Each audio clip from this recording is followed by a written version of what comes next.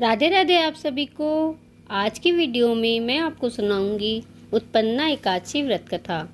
तो आइए पहले उत्पन्ना एकादशी व्रत महत्व जान लेते हैं। धर्मराज युधिष्ठिर कहने लगे कि हे भगवान, मैंने कार्तिक शुक्ल एकादशी अर्थात प्रमोदनी एकादशी का सविस्तार वर्णन सुना। अब आप कृपा करके मुझे मार्गशीर्ष माह के कृष्ण पक्ष की एकादशी के विषय में भी बतलाइए।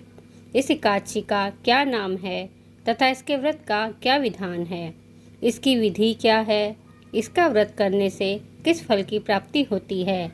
कृपया यह सब विधान पूर्वक कहिए। भगवान श्री कृष्ण बोले, मार्गशीर्ष माह के कृष्ण पक्ष में आने वाली इस एकादशी को उत्पन्ना एकादशी कहा जाता है।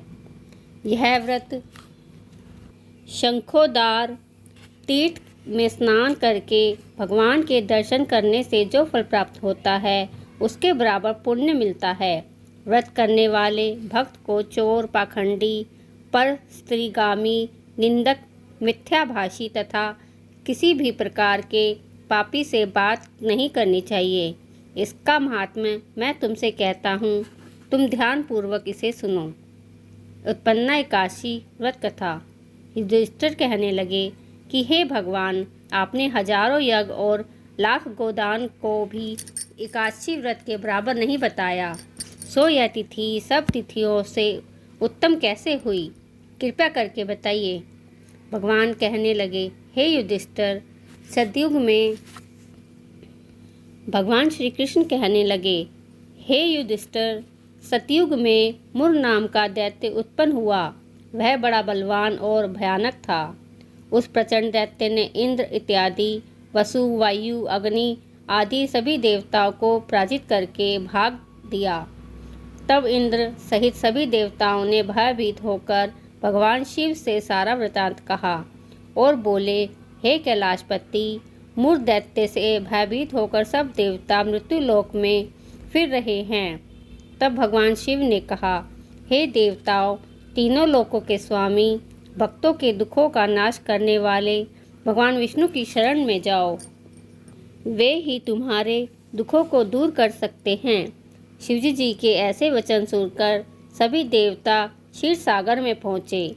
वहाँ भगवान को शयन करते देख हाथ जोड़कर उनकी स्तुति करने लगे कि हे देवताओं द्वारा स्तुति करने योग्य प्रभु, आपको बारंबार नमस्कार है। देवताओं की रक्षा करने वाले मधुसूदन, आपको नमस्कार है। आप हमारी रक्षा करें। दैत्यों से भयभीत होकर हम सब आपकी शरण में आए हैं। आप इस संसार के कर्ता, माता पिता, उत्पत्ति और पालन करता और संहार करने वाले हैं। आपको शांति प्रदान करने वाले हैं। आकाश और पाताल भी आप ही हैं। सबके पितामह ब्रह्मा, सूर्य, चंद्र, अग्नि, सामग्री, होम, आहुति, मंत्र, तंत्र, जप, यजमान, यज्ञ, कर्म करता भी आप ही हैं। आप सर्वव्यापक हैं। आपके सिवा तीनों लोक में चर तथा अचर कुछ भी नहीं है। हे भगवान, दैत्यों ने हमको जीतकर स्वर्ग से भ्रष्ट कर दिया है और हम सब देवता इधर उधर भागे भागे फिर रहे हैं। आप उन दैत्यों से हम सबकी रक्षा करें। इंद्र के ऐसे वचन सुनकर भगवान विष्णु कहने लगे कि हे इंद्र, ऐसा मायावी दैत्य कौन है जिसने सब देवताओं को जीत लिया है? उसका नाम क्या है? उसमें कितना बल है और किसके आश्रय में यह तथा उसका स्थान कहाँ है? यह सब मुझसे कहो। भगवान के ऐसे वचन सुनकर इंद्र बोले, भगवान, प्राचीन समय में एक नाड़ी जंग नामक राक्षस था। उसके महापराक्रमी और लोक विख्यात मूर नाम का एक पुत्र हुआ। उसकी चंद्रवती नाम की नगरी है। उसी ने सब देवताओं को स्वर्ग से निकालकर वहां अपना अधिकार जमा लिया है। उसने इंद्र, अग्नि, वरुण, यम, वायु, ईश, चंद्रमा, नेत्रित आदि सबके स्थान पर अधिकार कर लिया है। सूर्य बनकर स्वयं ही प्रकाश करता है, स्वयं ही मेघ बन बैठा है और सबसे अजय है। हे असुर निकंदन, उस दुष्ट को मारकर देवताओं को अजय बनाइए। यह वचन सुनकर भगवान ने कहा, हे देवताओं, मैं शीघ्र ही उसका संहार करूँगा। तुम चंद्रावती नगरी जाओ। इस प्रकार कहकर भगवान सहित सभी देवताओं ने चंद्रावती नगर की ओर प्रस्थान किया। उस समय दैत्य मूर सेना सहित युद्ध भूमि में गरज रहा था। उसकी भयानक गर्जना सुनकर सभी देवता भय के मारे चारों दिशाओं में भागने लगे। जब स्वयं भगवान रणभूमि में आए तो दैत्य उन पर भी अस्त्र शस्त्र आयुध लेकर दौड़े। भगवान ने उन्हें सर्प के समान अपने बाणों से बींध डाला। बहुत से दैत्य मारे गए, केवल मूर बचा रहा। वह अविचल भाव से भगवान के साथ युद्ध करता रहा। भगवान जो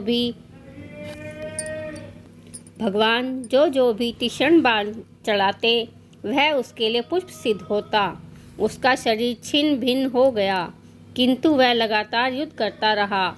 दोनों के बीच मल्लयुद्ध भी हुआ। 10,000 वर्षों तक उनका युद्ध चलता रहा, किंतु मूर नहीं हारा। थक कर भगवान बद्री का आश्रम चले गए। वहाँ हेमवती नामक सुंदरी गुफा थी। उसमें विश्राम करने के लिए भगवान उसके अंदर प्रवेश कर गए। यह गुफा 12 योजन लंबी थी और उसका एक ही द्वार था। भगवान विष्णु यहाँ योग निद्रा की गोद में सो गए। मूर भी पीछे पीछे आ गया और भगवान को सोया देखकर मारने को उद्यत हुआ। तभी भगवान के शरीर से उज्जवल कांतिमय रूपी वाली देवी प्रकट हुई। देवी ने राक्षसुर को ललकारा, युद्ध किया और उसे तत्काल मौत के घाट उतार दिया। श्री हरि जब योग निद्रा की गोद से उठे तो सब बातों को जानकर उस देवी से कहा कि आपका जन्म एकादशी के दिन हुआ है, अतः आप उत्पन्ना एकादशी के नाम से पूजित होंगी। आपके भक्त वही होंगे जो मेरे भक्त हैं। बोलो विष्णु भगवान की जय। राधे राधे। अगर आपको मेरी यह वीडियो पसंद आई हो तो लाइक